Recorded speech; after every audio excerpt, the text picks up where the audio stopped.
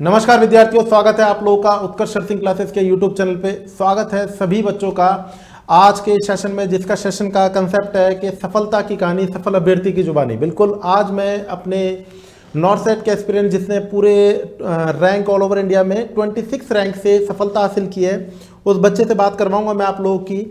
अपने बच्चे का नाम है अनुश्री शिल, जिन्होंने नॉर्थ सेट के अंदर 26 रैंक लेकर के अपने परिवार का, अपना और अपने उत्कर्ष नर्सिंग क्लासेस का नाम ऊंचा किया है। तो सबसे पहले मैं विदाउट वेस्टिंग का टाइम उस बच्चे से मिलवाऊंगा आप लोगों से। अनुश्री,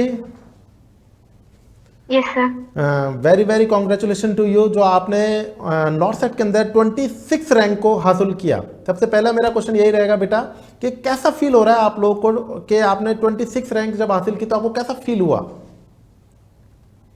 एक्चुअली कल रात जब रिजल्ट आया, जी। मतलब रिजल्ट आने के बाद मुझे पहले यकीन नहीं हुआ कि मैं 26 पे हूँ, क्योंकि मुझे लगा था एग्जाम अच्छा गया, मतलब हो जाएगा 1000 के आसपास, मतलब वेरी उसका गुड। नीचे ही आएगा रैंक।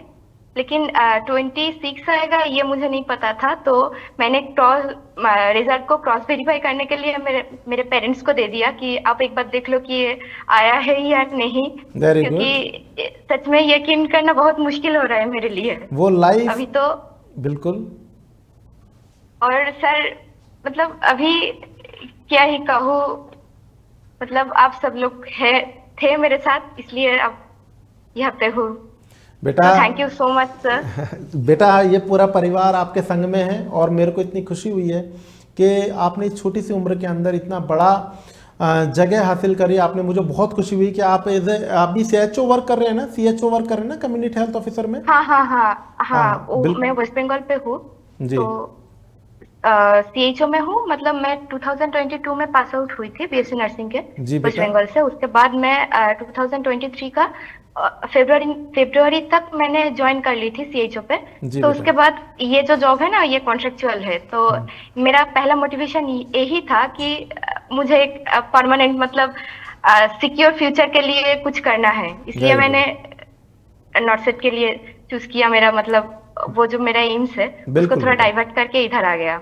तो बच्चों, मैं आपसे ये पूछना चाहूँगा कि सबसे पहले जब आपने फिक्स कर लिया कि हम CHOs हैं और अब हमको परमानेंट नौकरी चाहिए जिससे मैं अपने परिवार और आने वाले परिवार का पूरा समर्थन कर सकूं, तो इसके लिए आपने डेफिनेटली नॉर्थ सेट को फाइट करने की सोची। तो आपको उत्कर्ष नर्सिंग क्लासेस कैसे चूज, आपके दिमाग में ऐसे कैसे आया कि अपन को उत्कर्ष ज्वाइन करना चाहिए? वो इंसिडेंट्स बताइएगा जब आपको लगा कि हाँ, हमको उत्कर्ष ज्वाइन करना चाहिए। एक्चुअली सर, मैंने जब रैंडम, मेरा तो पहले कोई एक्सपीरियंस नहीं था, तो मैंने जब रैंडम क्लासेस देखती थी यूट्यूब में, तो पहला नाम जो आता था वो उत्कर्ष का था। तो जी मैंने पहले एक बार सोच लिया कि चलो कोई बात नहीं, एक बार देख लेते हैं क्या है। मतलब मेरा पहला तैयारी का शुरुआत वो ESI का था। जी।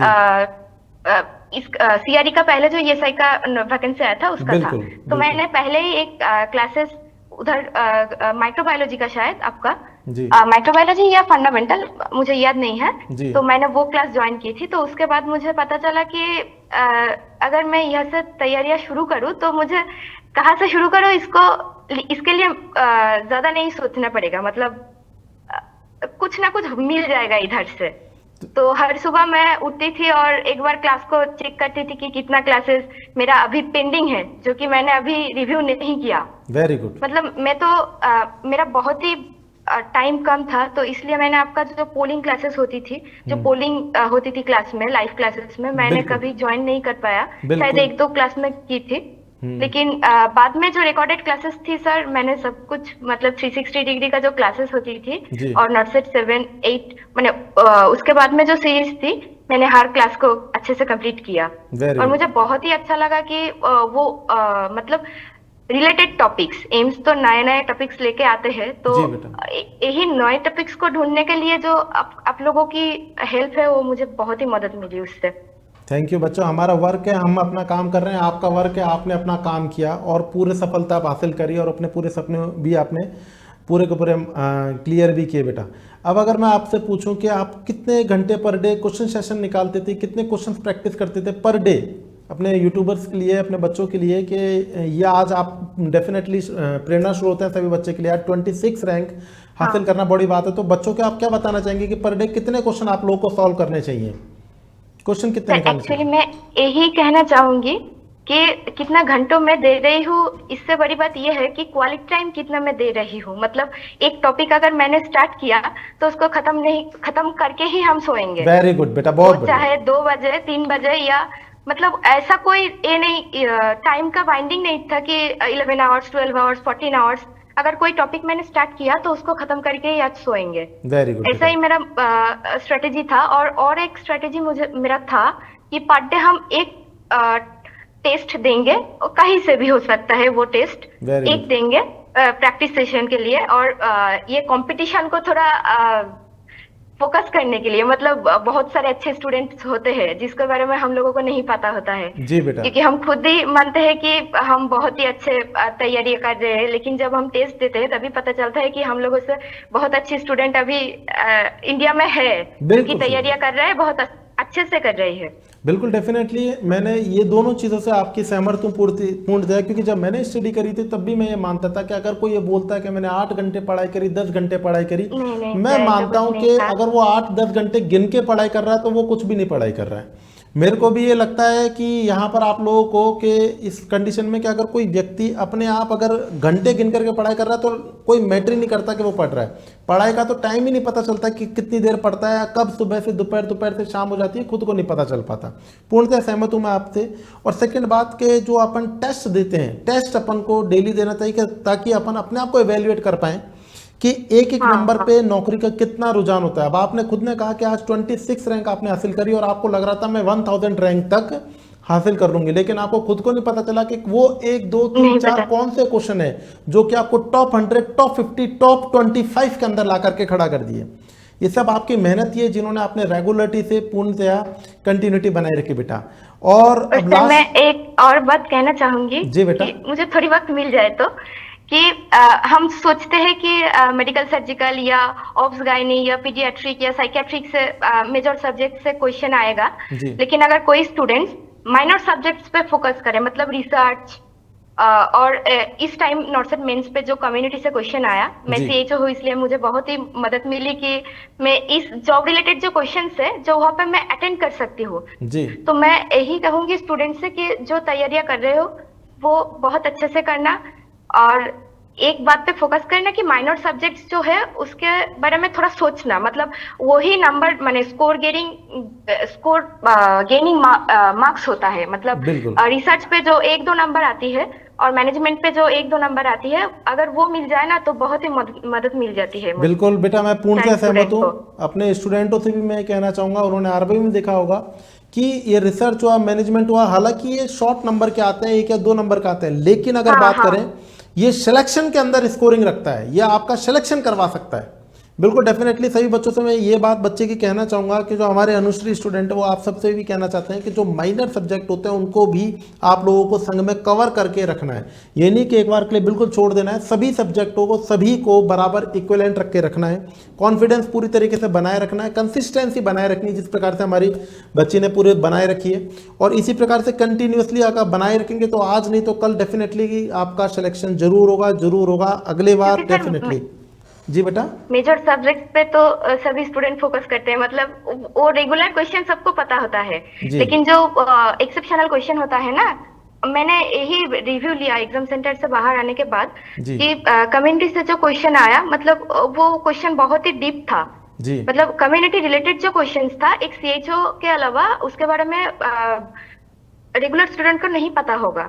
तो जी मैं यही कहूंगी कि थोड़ा ज्यादा नॉलेज रखिए इसके बारे में। मतलब कम्युनिटी अभी अभी नॉर्सेट ने ट्रेंडिंग स्टार्ट कर दिया है कि कम्युनिटी से क्वेश्चन डालना, मतलब बिल्कुल इस बार तो 20-25 कम्युनिटी से ही आ गया। जी तो बिल्कुल यही कहूंगी, बिल्कुल बिल्कुल मतलब सर। मेरा स्कोर अच्छा आया तो शायद मैं सीएचओ हूँ इसके वजह से भी थोड़ा सा है, क्योंकि मैं इसके बारे में मतलब थोड़ा ज्यादा जानती हूँ। जी बिल्कुल। अगर मैं रेगुलर स्टूडेंट होती तो मुझे शायद इसके बारे में नहीं पता होता। मैं खुद मानता हूँ बेटा, जो भी हम मेहनत करते हैं जिंदगी के अंदर, जो भी हम कुछ नया सीखने को मिल रहा है वो व्यर्थ कभी नहीं जाता है इस जीवन में। हम कुछ भी पढ़ते हैं वो जरूर हमारे कहीं ना कहीं किसी ना किसी रूप में काम आता है। आपने सीएचओ का प्रिपरेशन किया, सीएचओ के अंदर आपने वर्क किया, तो उसकी भी आप कहना चाहते हैं कि सीएचओ की वजह से मेरा कई कम्युनिटी के कंसेप्ट आपको नॉर्सेट में हेल्प मिला। डेफिनेटली ये होता है, क्योंकि एनर्जी जो होती है वो पोटेंशियल होती है, फिजिक्स के हिसाब से कभी भी इसको मिटाया नहीं जा सकता। जो आप लोगों ने सीख लिया वो कहीं ना कहीं आगे की तरफ आगे आपका यूजफुल जरूर रहेगा। वेरी गुड बच्चों, बहुत बढ़िया। तो इसी आधार पे बेटा मैं आज के सेशन को विराम दूंगा, और मैं चाहूंगा कि नेक्स्ट नंबर आप लोगों का हो, जल्दी आप लोग भी अपने सामने आकर के अपना रिजल्ट को प्राप्त करें, अपने माँ बाप का नाम उच्चार करें। Thank you so much Anushree, जो आपने अपना अमूल्य टाइम दिया, और प्रभु से मैं Thank you, sir. कामना करूंगा कि आप सही रास्ते से आगे की तरफ बढ़ते हुए अपना और अपने परिवार और अपने देश का नाम ऊंचा करें। थैंक यू सो मच बच्ची। Thank you sir. और एक जी बेटा। लास्ट बात, मेरा हिंदी थोड़ा बहुत कमजोर है क्योंकि मैं बंगाली हूँ। जी जी तो बेटा। मेरा बंगाली जो एस्पिरेंट्स है उसके लिए मैं बंगाली में एक बात कर सकती हूँ? बिल्कुल कि- बेटा, बिल्कुल। Thank you sir. बिल्कुल। আমি মানে যারা বেঙ্গল থেকে প্রিপারেশন নিচ্ছ তাদের জন্য অনেক অনেক অনেক অনেক আগাম শুভেচ্ছা।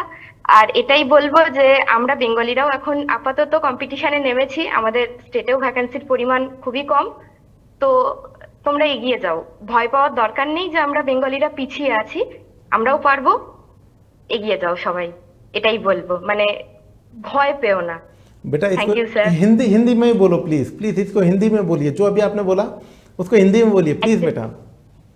Okay sir. एक्चुअली मैंने बोला है कि हमारा जो स्टेट में लास्ट 2 इयर्स में कोई वैकेंसी नहीं आया, जी मतलब बेटा। जो परमानेंट स्टाफ नर्स का वैकेंसी आती थी हर साल, वो नहीं आया। मैं उसका ही एक स्टूडेंट हूँ जी। कि मुझे परमानेंट नौकरी नहीं मिली है अभी तक। जी। तो मैंने यही कहा स्टूडेंट से कि डरने की कोई बात नहीं, हम भी कर सकते हैं, हम बंगाली भी कर सकते हैं। बिल्कुल।